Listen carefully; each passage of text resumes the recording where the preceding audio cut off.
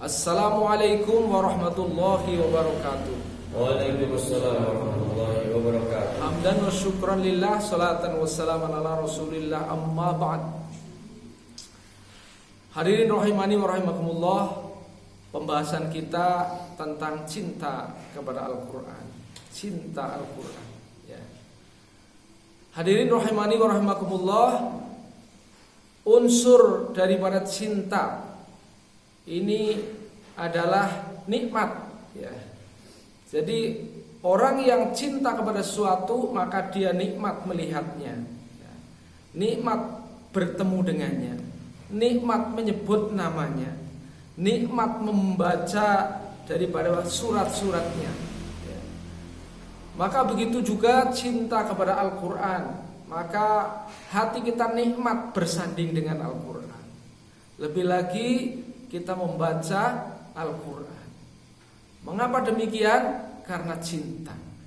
Jadi cinta sulit untuk dinyatakan dengan kata-kata, tapi cinta ada dalam sanubari kita. Cinta itu menyebabkan Allah akan mengumpulkan dengannya. Pernah suatu saat Rasulullah SAW ditanya oleh sahabat tentang ada seorang sahabat yang setelah membaca suratul Fatihah kemudian selalu membaca Qul huwallahu ahad, Allahus samad, lam yalid walam yulad walam yakul lahu kufuwan ahad. Setelah itu baru suratan yang lainnya. Maka hal ini dilaporkan oleh seorang sahabat lain kepada Nabi SAW. Wahai Rasul, Fulan bin Fulan kalau sholat itu selalu membaca Qul huwallahu ahad setelah Fatihah, kemudian baru surat yang lain. Ini bagaimana ya Rasul? Maka Rasulullah telah memanggil Fulan tadi ya, dipanggil dan dimintai keterangan. Apa benar engkau ketika sholat itu selalu membaca suratul Ikhlas ya, kemudian dilanjutkan surat yang lain. Kemudian dia menjawab, ya Rasul, benar. Mengapa? Kata Rasulullah. Karena saya cinta ya. Karena saya cinta. Jawabnya karena saya cinta sekali kepada Qul huwallahu ahad, Allahus samad, lam yalid walam yulad walam yakul lahu kufuwan ahad. Apa jawab Nabi? Ya, anta ma'aman ahbabta. Engkau bersama dengan siapapun yang engkau cintai. Apa artinya? Bahwa Qul huwallahu ahad ini akan membersamai dia. Karena apa? Cinta. Jadi orang kalau sudah cinta maka dia akan selalu menyebutnya, mengulang-ulangnya, sampai dia nanti di akhirat pun dia akan menemaninya. Hadirin rahimani wa rahimakumullah. Maka cinta terhadap Al-Quran mendatangkan energi positif dalam diri manusia untuk senantiasa belajar Al-Quran. Belajar Al-Quran itu akan menguntungkan di dunia dan di akhirat. Menguntungkan kepada manusia di dunia dan di akhirat. Keuntungan di dunia ya, dari belajar Al-Quran kita akan mendapatkan ilmu dan wawasan yang sangat-sangat luas di alam ruh, di alam kandungan, di alam dunia, di alam kubur, di padang mahsyar, di alam akhirat yang kekal abadi. Itu ilmunya sudah diberitahukan oleh Allah di dalam Al-Quran. Kemudian yang kedua, keuntungan membaca Al-Quran, kita akan diberikan sakinah, diberikan ketenangan hidupnya. Setiap orang membutuhkan ketenangan hidup. Tidak ada seorang pun yang hidup di muka bumi ini yang hidupnya inginnya gelisah, hidupnya inginnya dalam keadaan serba susah ya. Cuman tidak semua orang tahu bahwa untuk mendapatkan ketenangan hidup, untuk mendapatkan keselesaan hidup, untuk mendapatkan matlamat hidup, ini dengan Al-Quran. Tidak semuanya tahu, ya. Bahkan orang yang tahu ilmunya juga belum tentu diberi kekuatan untuk mengamalkannya. Karena apa? Di dalam Al-Quran itu ada petunjuk, ada hidayah, ya. Orang yang mau menerima petunjuk itu sesungguhnya dialah yang dapat. Tapi orang yang tidak punya minat mendapatkan petunjuk, dia menolak petunjuk itu, maka sesungguhnya dia telah menyia-nyiakan nikmat Allah Subhanahu wa taala yang besar ini.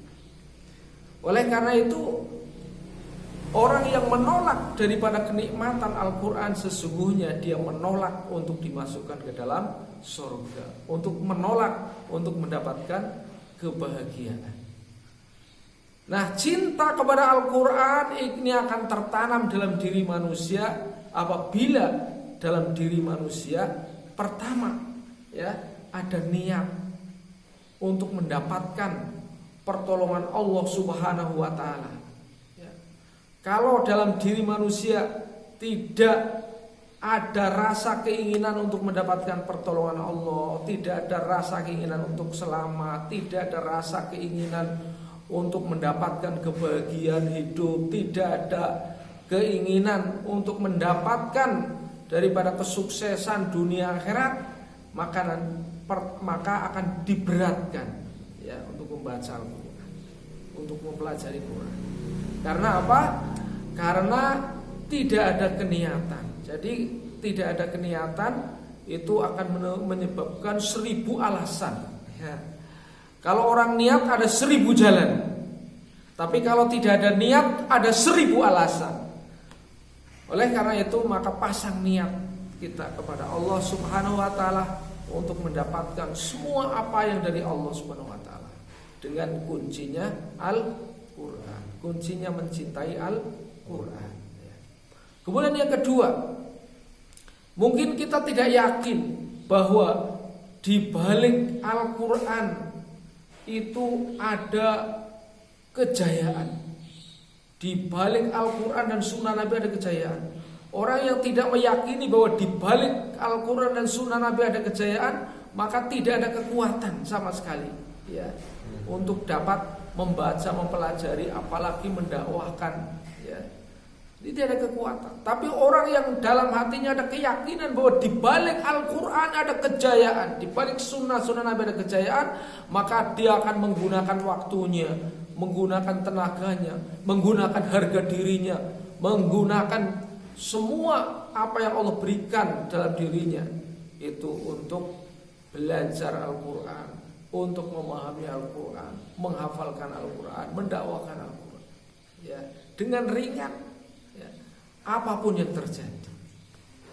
Kemudian yang ketiga, hadirin rahimani wa rahimakumullah, apabila kita mengharapkan ridho Allah dalam kehidupan kita, setiap apa yang kita lakukan, setiap yang terbesit dalam pikiran kita, setiap yang terbesit dalam hati kita, setiap yang terucap dalam lisan kita, setiap yang ditunaikan oleh pekerjaan, amal-amal dan aktivitas kita, ini apabila bersinggungan dengan Al-Quran, bersinggungan dengan petunjuk Allah dan Sunnah Rasulullah, maka di situ ada ridho Allah Subhanahu wa taala.